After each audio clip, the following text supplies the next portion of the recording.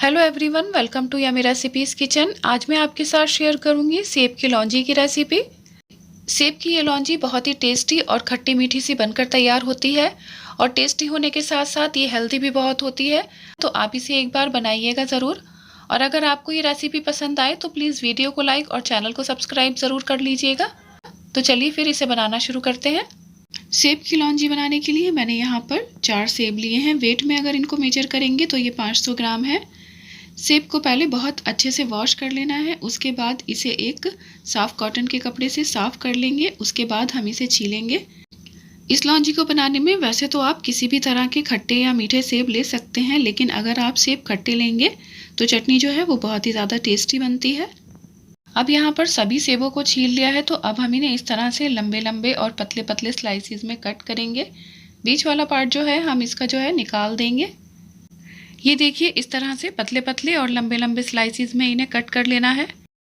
अब देखिए, यहाँ पर सभी सेबों को कट कर लिया है, तो इन्हें साइड पर रख देते हैं और अब हम करते हैं इसे बनाने की आगे की तैयारी। तो यहाँ पर एक पैन में डालेंगे हम 1 चम्मच ऑयल। इस चटनी को बनाने में बहुत ज़्यादा ऑयल का इस्तेमाल नहीं होता है। तो ऑयल जैसे ही गर्म हो जाएगा तो इसमें डालेंगे आधा टीस्पून ज़ीरा, 1 टीस्पून सौंफ डालेंगे। सौंफ का इसमें बहुत ही बढ़िया फ्लेवर आता है। सौंफ और ज़ीरे को कुछ सेकंड लो फ्लेम पर भून लेने के बाद अब हम इसमें डालेंगे अदरक। तो मैंने यहाँ पर 1 टेबल स्पून कद्दूकस किया हुआ अदरक डाला है। आप चाहें तो अदरक को जो है बहुत ज़्यादा फाइन कट करके भी इसमें डाल सकते हैं। अदरक डालने के बाद अदरक को भी हम 15 से 20 सेकंड तक लो फ्लेम पर भूनेंगे। अदरक को कुछ सेकंड भून लेने के बाद अब हम इसमें ये सेब डालेंगे जो कि हमने काट कर रखे थे। साथ ही इसमें थोड़ा सा नमक भी डालेंगे और इसे अच्छी तरह से मिलाएंगे। नमक डालकर पकाने से सेब बहुत जल्दी सॉफ्ट हो जाते हैं, गल जाते हैं। नमक डाल करके इसे अच्छी तरह से मिलाने के बाद अब हम इसे कवर करके बिना पानी डाले 5 से 6 मिनट तक बिल्कुल धीमी आंच पर पकाएंगे। सेब में पानी डालकर पकाने की कोई ज़रूरत नहीं होती है, क्योंकि इसमें अपना काफ़ी सारा मॉइस्चर होता है, तो उसी में सेब अच्छे से गल जाते हैं। अब देखिए, यहाँ पर 5 से 6 मिनट में सेब जो है बहुत अच्छे से सॉफ्ट हो गए हैं। तो अब हम इन्हें मैश कर लेंगे। तो सेब को यहाँ पर पूरी तरह से मैश नहीं करना है, थोड़े से चंक्स रहने चाहिए। थोड़े मोटे टुकड़े होंगे तो ये खाने में भी बहुत अच्छे लगते हैं। चम्मच या स्पैचुला से इन्हें इस तरह से मैश करेंगे। आप चाहें तो इसे किसी मैशर से भी मैश कर सकते हैं। सेब को अच्छी तरह से मैश करने के बाद अब इसमें कुछ मसाले ऐड करेंगे। तो सबसे पहले मैं इसमें डाल रही हूँ 1/4 टीस्पून हल्दी पाउडर, काली मिर्च का पाउडर आधा टीस्पून ही इसमें गरम मसाला डालेंगे।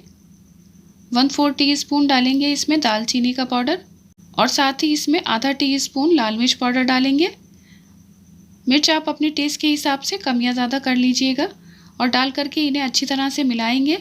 इन सभी को बहुत अच्छी तरह से मिलाते हुए और मिक्स करते हुए 1 से 2 मिनट तक लो फ्लेम पर भूनेंगे। 2 मिनट इसे भूनने के बाद अब हम इसमें मीठे के लिए गुड़ डालेंगे। तो गुड़ जो है इस तरह से कट करके डालिएगा, इससे गुड़ जो है बहुत जल्दी मेल्ट हो जाएगा। गुड़ को जब इस तरह से काट कर डालते हैं तो गुड़ बहुत जल्दी मेल्ट हो जाता है, बहुत ज़्यादा इसे पकाना नहीं पड़ता है। अगर गुड़ को बहुत ज़्यादा पकाया जाता है तो चटनी का टेस्ट जो है उससे ख़राब हो सकता है। तो इस तरह से काट कर डालिएगा ताकि ये जल्दी से मेल्ट हो जाए। साथ ही इसमें चीनी भी डालेंगे। तो मैंने यहाँ पर 200 ग्राम डाला है गुड़ और 200 ग्राम ही मैंने इसमें चीनी डाली है। वैसे चीनी डालना बिल्कुल ऑप्शनल है। अगर आप चाहें तो इसे सिर्फ गुड़ में पका सकते हैं, या अगर आप चाहें तो इसे सिर्फ चीनी में पका सकते हैं, गुड़ को स्किप कर दें। या फिर चीनी की जगह आप यहाँ पर मिश्री भी डाल सकते हैं। आधा गुड़ और आधी चीनी डालकर जब इसे इस तरह से पकाते हैं तो चटनी का बहुत ही अच्छा बढ़िया सा कलर आता है। अब हम इसे यहाँ पर गुड़ और चीनी मेल्ट होने तक पकाएंगे और जब ये चीज़ें अच्छी तरह से मेल्ट हो जाएंगी तो हम इसमें डालेंगे नींबू का रस। तो मैंने यहाँ पर 1 नींबू का रस डाला है। नींबू डालकर इसे अच्छी तरह से मिलाएंगे। नींबू प्रिजर्वेटिव का भी काम करता है। हमने इसमें चीनी डाली है, तो जब इस चटनी को फ्रिज में रखेंगे तो नींबू डालने से ये जमेगी नहीं। अब देखिए, नींबू डालकर हमने इसे 1 से 2 मिनट तक पका लिया है धीमी आंच पर। तो चटनी हमारी यहाँ पर बनकर तैयार है। अभी ये आपको काफ़ी पतली लग रही है, लेकिन जब हम इसे रखेंगे ये ठंडी हो जाएगी तो ये काफ़ी गाढ़ी हो जाएगी। तो यहाँ पर हमारी बहुत ही टेस्टी खट्टी मीठी सी चटनी बनकर तैयार है। आप इस चटनी को रोटी पराठे या फिर पूरी के साथ सर्व करें, या फिर आप इसे बच्चों को ब्रेड पर जैम की जगह लगाकर दे सकते हैं, टिफ़िन में दे सकते हैं। बहुत ही ज़्यादा टेस्टी ये लगती है। तो जब आप इसे बच्चों को इस तरह से ब्रेड पर लगा कर देंगे तो बच्चे भी इसे बहुत पसंद करेंगे। तो आप इसे बनाइएगा ज़रूर एक बार। और अगर आपको ये रेसिपी पसंद आए तो प्लीज़ वीडियो को लाइक और चैनल को सब्सक्राइब ज़रूर कीजिएगा। तो मिलते हैं नेक्स्ट वीडियो में एक और नई रेसिपी के साथ। तब तक के लिए अल्लाह हाफिज़।